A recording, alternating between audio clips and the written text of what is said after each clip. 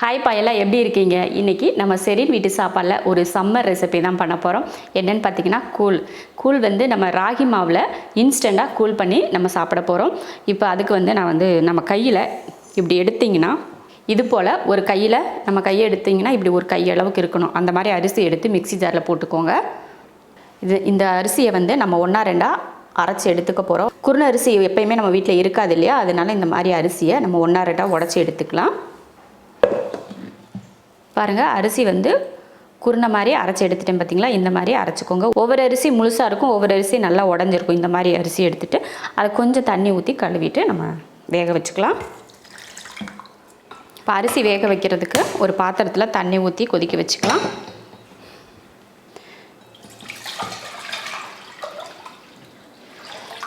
இதில் நான் ஒரு 3 செம்பு அளவுக்கு தண்ணி ஊற்றியிருக்கேன். இப்போ நம்ம அரைச்சோம் இல்லையா அரிசி, அதையும் நல்லா கழுவியாச்சு, அதை இதில் சேர்த்துக்கலாம்.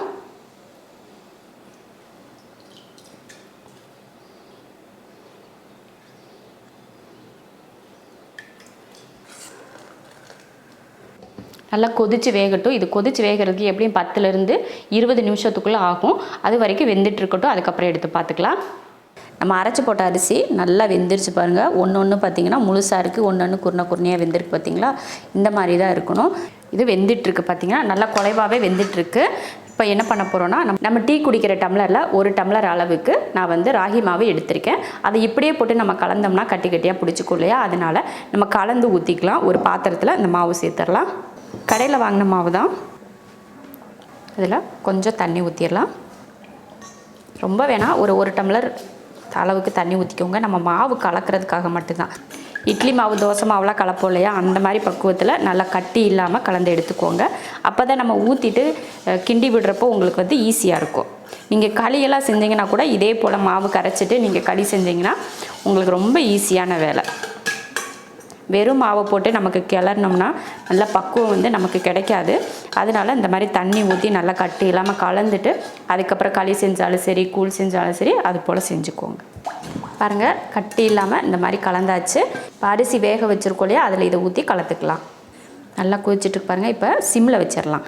சிம்மில் வச்சாதான் உங்களுக்கு ரொம்ப சீக்கிரமாக கட்டி சேராமல் நல்லா வேகும். இப்போ கொஞ்சம் கொஞ்சமாக ஊற்றி கலந்துக்கலாம்.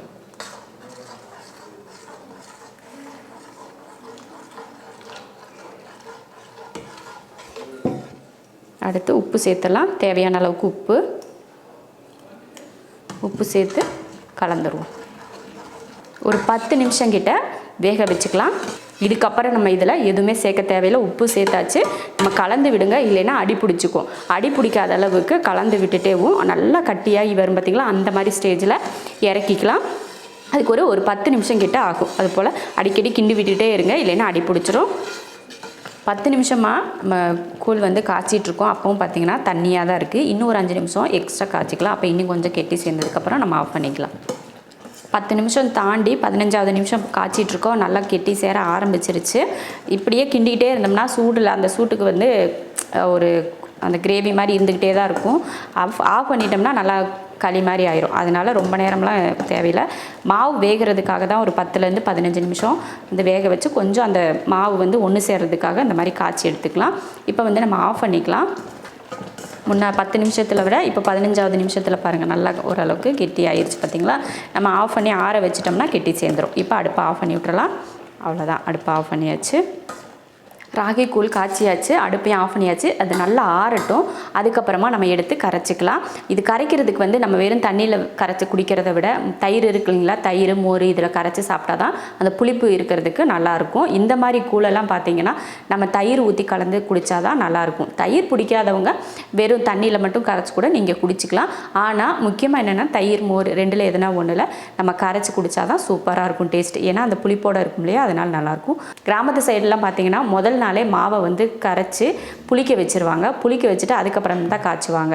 ஆனால் நம்ம சிட்டிலெலாம் பார்த்திங்கன்னா அந்த மாதிரி புளிக்க வச்சு எடுக்கிறது ரொம்ப கொஞ்சம் சிரமமாக இருக்கும் இல்லையா? அதனால் இந்த மாதிரி இன்ஸ்டண்ட்டாக கூழ் காய்ச்சி கொஞ்சம் தயிரோ மோரோ கலந்து நம்ம வெங்காயம் அப்புறம் மாங்காய், இந்த மாதிரி பச்சை மோர் மிளகா, சுண்டக்காய் வத்தல் எதை வேணாலும் நம்ம பொரித்து அப்படியே சாப்பிட்றதுக்கு சூப்பராக இருக்கும். இந்த வெயில் காலத்தில் இது போல் கூழை காய்ச்சி, இந்த கூழ் ஒரே நாளில் சாப்பிடக்கூடியது இல்லை.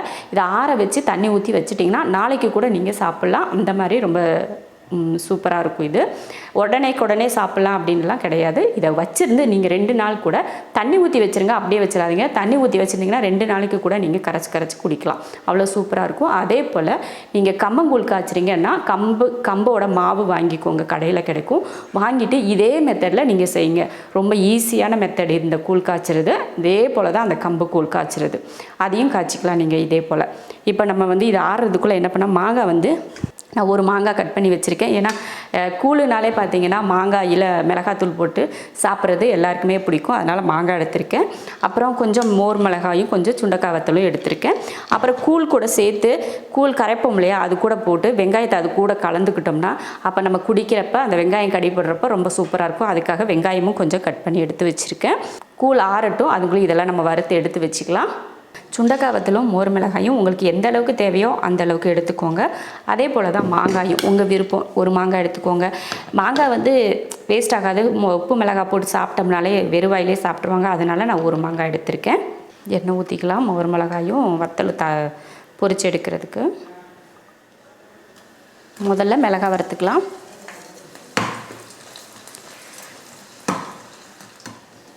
இந்த மாதிரி கலர் மாறினதுக்கப்புறம் எடுத்துக்கோங்க.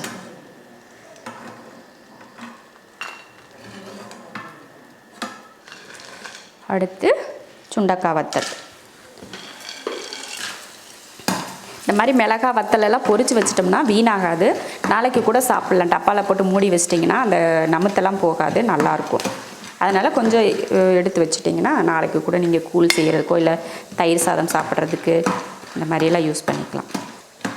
இதையும் பார்த்திங்கன்னா சுண்டைக்காய் வத்தலையும் நல்லா வறுத்துக்கோங்க. இல்லைன்னா பச்சையாக அப்படியே இருக்கும். கொஞ்சம் கலர் மாதிரி வரும் பார்த்திங்களா, அந்த ஸ்டேஜில் எடுத்துக்கலாம். அடுப்பை சிம்மில் வச்சுக்கோங்க வறுக்கிறப்ப, இல்லைன்னா நீங்கள் போட்டதுமே கருகி போயிடும். எடுத்துருவோம். அவ்வளோதான், எடுத்தாச்சு. வத்தல் ரெண்டுமே பொரித்து எடுத்துட்டோம். அடுப்பை ஆஃப் பண்ணிக்கலாம். இனி அடுப்பில் வேலை கிடையாது நமக்கு. கூழ் ஆறுனதுமே நம்ம கரைக்கிறது தான். மோர் மிளகாயும் வறுத்து எடுத்தாச்சு. இப்போ ரெடி ஆயிடுச்சு. அடுத்து வந்து மாங்காய்க்கு உப்பு மிளகாத்தூள் போட்டு தூவிக்கலாம். உப்பு, அடுத்து மிளகாத்தூள் ஒரு 1/2 ஸ்பூன் அளவுக்கு சேர்த்துக்கோங்க. ரொம்பையும் மிளகாத்தூள் சேர்த்துட்டிங்கனாலும் எடுத்து சாப்பிட்றதுக்கு கொஞ்சம் கஷ்டமாக இருக்கும். அதனால் கொஞ்சம் ஒரு 1/2 ஸ்பூனுக்கும் கம்மியாகவே கூட மிளகாத்தூள் சேர்த்துக்கோங்க. இப்போ நம்ம மிளகாத்தூள் போட்டதுனால ஈரம் இல்லாத மாதிரி இருக்கும். கொஞ்சம் நேரத்தில் அந்த மாங்காயோட ஈரம்லாம் பட்டு கொஞ்சம் தண்ணி கலந்த மாதிரி ஆயிரும். அதனால் தண்ணியெல்லாம் நீங்கள் இதில் சேர்க்கக்கூடாது. சுண்டைக்காய் வத்தல் மோர் மிளகாயும் வறுத்தாச்சு. மாங்காய்க்கு மிளகாத்தூளும் உப்பையுமே போட்டு கலந்து வச்சுட்டோம். கூழ் வந்து ஆறுறதுக்கு கொஞ்சம் லேட் ஆகும். அதனால் ஆறுனதுக்கப்புறமா நம்ம கலந்துக்கலாம். மற்ற எல்லாமே நம்ம ரெடி பண்ணி வச்சிட்டோம். கொஞ்சம் நேரம் ஆறட்டும், அதுக்கப்புறமா நம்ம தயிர் ஊற்றி கலந்துக்கலாம்.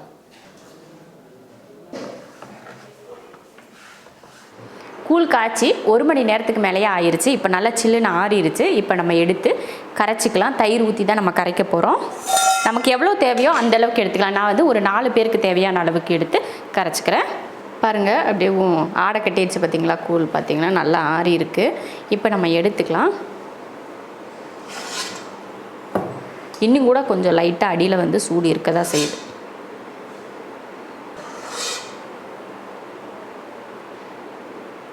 ஒரு 4 டம்ளர் அளவுக்கு நம்ம எடுத்து கரைச்சிக்கலாம். போதும் இந்த அளவுக்கு. இதில் வந்து நம்ம தண்ணி ஊற்றி வச்சிடலாம். தண்ணி ஊற்றி வச்சிட்டோம்னா நாளைக்கு எடுத்து நம்ம குடிக்கிறதுக்கு கரெக்டாக இருக்கும். அதனால் தண்ணி ஊற்றி வச்சுருக்கேன் நான். இதில் 1 டம்ளர் தயிர் சேர்த்துக்கலாம். நம்ம முன்னாடியே உப்பு போட்டிருக்கோம். இருந்தாலும் இனி கொஞ்சம் பத்தாது இல்லையா, தயிரெலாம் ஊற்றி தண்ணியெல்லாம் ஊற்றி கலக்க போகிறோம். அதனால் உப்பு பத்தாது. கொஞ்சம் உப்பு சேர்த்துக்கலாம். உப்பு சேர்த்துட்டு கொஞ்சம் தண்ணியும் சேர்த்துக்கலாம். போதும் இந்த அளவுக்கு. இப்போ இதை கலந்துருவோம். நல்லா தண்ணியாக இருக்கிற மாதிரி கூட நீங்கள் கலந்துக்கலாம். அதே போல் நான் முன்னாடியே சொன்னது தான், தயிர் ஊற்றலைனா கூட பரவாயில்ல, வெறும் கூழ் கூட நீங்கள் வெறும் தண்ணியை ஊற்றி கலந்து குடிச்சிக்கலாம். இந்த மாதிரி வெயில் காலத்துக்கெல்லாம் பார்த்திங்கன்னா ஜூஸு இந்த மாதிரி கூழுங்கெல்லாம் குடிங்க, ரொம்ப நல்லாயிருக்கும். அந்த வெயிலுக்கு அதுக்கும் டெய்லி ஜூஸ் குடிங்க, டெய்லி கூழ் காய்ச்சி குடிங்க. அப்பப்போ அந்த கூழ் வந்து காய்ச்சி வச்சிட்டிங்கன்னா 2 நாளைக்கு கூட நீங்கள் குடிச்சிக்கலாம். அந்த மாதிரி ஜூஸ் போட்டு குடிங்கன்னா நம்ம கடையில் விற்கிற அந்த கேஸ் உள்ள ஜூஸ் எல்லாம் கிடையாது. நல்லா பழங்களில் வாங்கி பழங்கள் ஜூஸ் போட்டு குடிக்கணும். அப்போ தான் அந்த வெயிலுக்கு வந்து நமக்கு நல்லது. எப்பயுமே பார்த்திங்கன்னா எப்போ பாரு தண்ணி தாக எடுத்துக்கிட்டே இருக்கும், நாக்கு வந்து இந்த தொண்டை வந்து ட்ரையாக இருக்குது பார்த்திங்களா, அந்த மாதிரி நேரத்துல எல்லாம் ஒரு ஜூஸ் போட்டு குடிச்சிட்டிங்கன்னா நல்லாயிருக்கும். ஒரு ஜூஸ் போடுறது வந்து ஒரு நாளைக்கு ஒரு டைம் போட்டு வச்சுட்டு கூட நீங்கள் அப்பப்போ கொஞ்சம் கொஞ்சம் கூட எடுத்து குடிச்சிக்கலாம். நல்லா கலந்தாச்சு. நான் வந்து தயிர் வந்து அதிகமாக ஊற்றியிருக்கேன். உங்களுக்கு தயிர் கம்மியாக கூட நீங்கள் சேர்த்துக்கலாம். தயிர் அதிகமாக இருந்தால் குடிக்கிறதுக்கு நல்லாயிருக்கும் இல்லையா, அதனால தான். இதில் கொஞ்சம் வெங்காயம், ஒரு 4 பேர் குடிக்கிற அளவுக்குன்னா நம்ம ஒரு பாதி வெங்காயத்தை இந்த மாதிரி பொடியாக கட் பண்ணி சேர்த்துக்கிட்டால் போதும். அளவுக்கு அதிகமாக வெங்காயம் இருந்தாலும் நல்லா இருக்காது. அப்போ அங்கங்கே ஒவ்வொரு வெங்காயம் இருந்தால் தான் நல்லாயிருக்கும். அவ்வளோதான், சூப்பர். கூழ் வந்து ரெடி ஆயிடுச்சு. கூழ் ரெடி ஆயிடுச்சு. மோர் மிளகா, சுண்டக்காய் வத்தலெல்லாம் முன்னாடியே நம்ம ரெடி பண்ணிட்டோம். மாங்காய் எல்லாமே ரெடியாக இருக்குது. இப்போ நம்ம கூழை ஊற்றி குடிக்கிறது மட்டும்தான். இப்போ நம்ம டம்ளருக்கு மாற்றிக்கலாம், இல்லைன்னா ஒரு கிண்ணத்துக்கு ஏதோ ஒன்றும் இல்லை மாற்றிக்கலாம். சூப்பரான கூழ் பார்த்திங்களா. ஐயோ, கரெக்டாக 4 டம்ளருக்கு அளவாக நான் காய்ச்சிருக்கேன் பார்த்திங்களா, எவ்வளோ திறமைச்ச எப்படி. ராகி கூழ் சூப்பராக ரெடி ஆயிடுச்சு பாருங்கள். சூப்பராக நம்ம வெங்காயம் போட்டிருக்கோம் பார்த்திங்களா, அந்த வெங்காயம் வந்து ஒன்று அப்பப்போ கடிப்படணும் நம்ம கூழ் குடிக்கிறப்போ. அப்போ தான் டேஸ்ட் நல்லாயிருக்கும். அளவுக்கு அதிகமாக வெங்காயம் போட்டாலும் நம்ம அந்த குடிக்கிறப்போ அந்த வெங்காயத்தோட டேஸ்ட்டு தான் இருக்கும், கூழோட டேஸ்ட் இருக்காது. அதனால் எங்கேயோ ஒரு வெங்காயம் கடிப்படணும், அந்த மாதிரி இருந்தால் நல்லாயிருக்கும். சூப்பரான ஒரு கூழ் ரெடி ஆயிடுச்சு. அடுத்து பார்த்திங்கன்னா சுண்டக்காய் வத்தல், அப்புறம் மோர் மிளகா, அப்புறம் மாங்காய். கூழ் அப்படின்னு எடுத்துக்கிட்டோம்னாலே இந்த சைடிஷை அடிச்சுக்க எதுவுமே இல்லை. அருமையாக ஒரு சம்மருக்கு ஏற்ற போல் ஒரு கூழ் ரெசிபி நம்ம பண்ணிட்டோம். இந்த கூழ் இது போல் கூழ் காய்ச்சி இந்த மாதிரி ஒரு வறுவல், இந்த மாதிரி சுண்டக்காய் வத்தல், மோர் மிளகா, மாங்காய் செஞ்சுக்கிட்டிங்கன்னா இதுக்கு ஈக்குவலாக எதுவுமே இருக்காது. இதுக்கு சரியான பொருத்தம் அப்படின்னா இந்த 3 தான் அவ்வளோ அருமையாக இருக்கும். நீங்களும் இது போல் கம்பு கூழும் செஞ்சுக்கலாம், இதே போல் ராகி கூழும் செஞ்சுக்கலாம். இன்ஸ்டண்ட்டாக சீக்கிரமாக செஞ்சு முடிக்கலாம் ஈஸியான முறையில். இதே போல் செஞ்சு பார்த்துட்டு எப்படி இருக்குன்னு சொல்லிவிட்டு கமெண்ட்டில் சொல்லுங்கள். பிடிச்சிருந்தா லைக் பண்ணிவிட்டு ஷேர் பண்ணிவிட்டு நம்ம செரின் வீட்டு சாப்பாடு சேனலை சப்ஸ்கிரைப் பண்ணி பக்கத்தில் இருக்க பெல் ஐக்கானை கிளிக் பண்ணி வச்சுக்கோங்க. இப்போ கூழ் குடிக்கிறதுக்கு ரெடி.